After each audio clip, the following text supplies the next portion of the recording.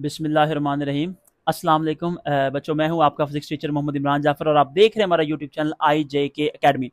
बच्चों, आज का हमारा टॉपिक है चैप्टर नंबर 3 से आर्टिफिशियल सैटेलाइट्स।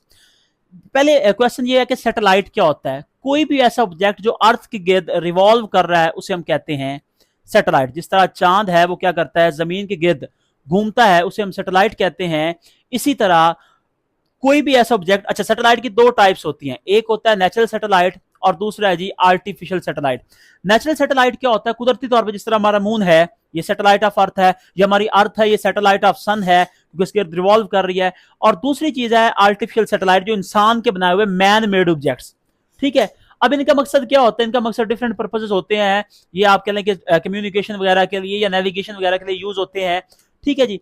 अब क्या है, हमने देखना है कि सैटेलाइट्स को जब हम ऑर्बिट में फेंकते हैं तो कितनी स्पीड होनी चाहिए कि हम इसको ऑर्बिट में फेंके और जमीन के रिवॉल्व करना शुरू कर दे। असल में होता क्या है, फर्ज करें कि ये हमारी अर्थ है।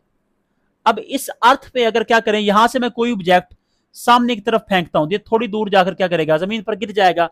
अगर इसे और स्पीड से फेंकू थोड़ा और दूर जाएगा, तो और स्पीड से फेंकू थोड़ा और दूर जाएगा। लेकिन एक खास वक्त ऐसा आएगा जब इसको मैं फेंकूंगा तो जो इसका कर्वेचर है वो जमीन के कर्वेचर से क्या करेगा, मैच कर जाएगा।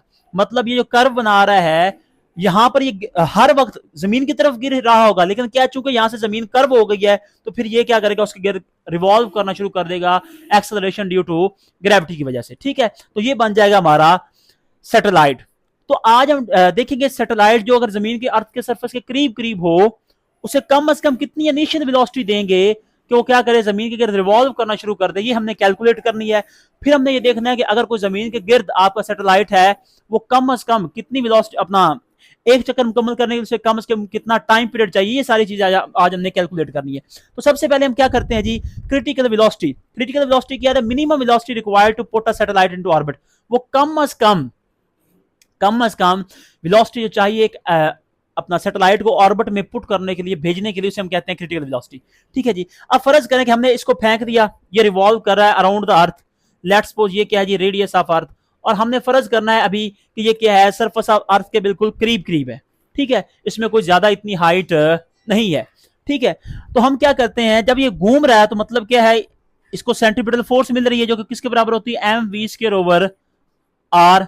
ठीक है, अब ये जो सेंट्रीपिटल फोर्स है इसे प्रोवाइड कौन कर रहा है, वेट ऑफ ऑब्जेक्ट या वेट ऑफ सैटेलाइट। और वेट किसके बराबर होता है जी, एम जी। तो एफ किसके बराबर आ गया, एम जी, क्योंकि वेट प्रोवाइड कर रहे हैं सेंट्रीपिटल फोर्स। तो m g is equal to m v square over are.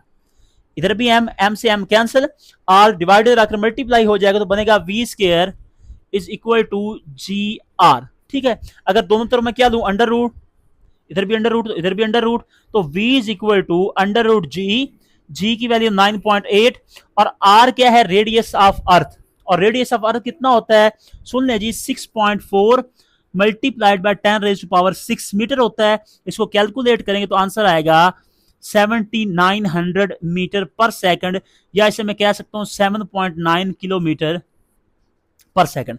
मतलब अगर आप एक सेकंड में जो बॉडी है उसकी 7.9 किलोमीटर पर सेकंड की स्पीड देंगे तो ऑब्जेक्ट क्या करेगा, जमीन के गिर्द रिवॉल्व करना शुरू कर देगा, मतलब जमीन का सैटेलाइट बन जाएगा। ये है आइडियल केस में। वैसे तो ये रेजिस्टेंस वगैरह भी होती है और हमने जमीन के सरफेस के करीब नहीं छोड़ते बल्कि कुछ ऊपर जाकर छोड़ते हैं, तो उसे हम ऑर्बिटल वेलोसिटी कहते हैं, जो हमारा 1-2 दिन बाद लेक्चर आएगा उसमें हम सीखेंगे। और अगर स्पीड को बढ़ाते जाएंगे तो फिर ये जो आप कहते हैं सर्कुलर पाथ है ये एलिप्टिकल में कन्वर्ट होता जाएगा।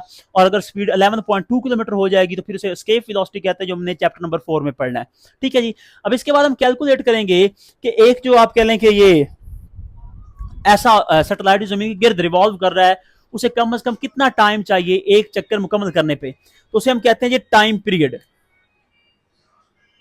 टाइम पीरियड, तो टाइम पीरियड बेसिकली क्या है, टाइम रिक्वायर्ड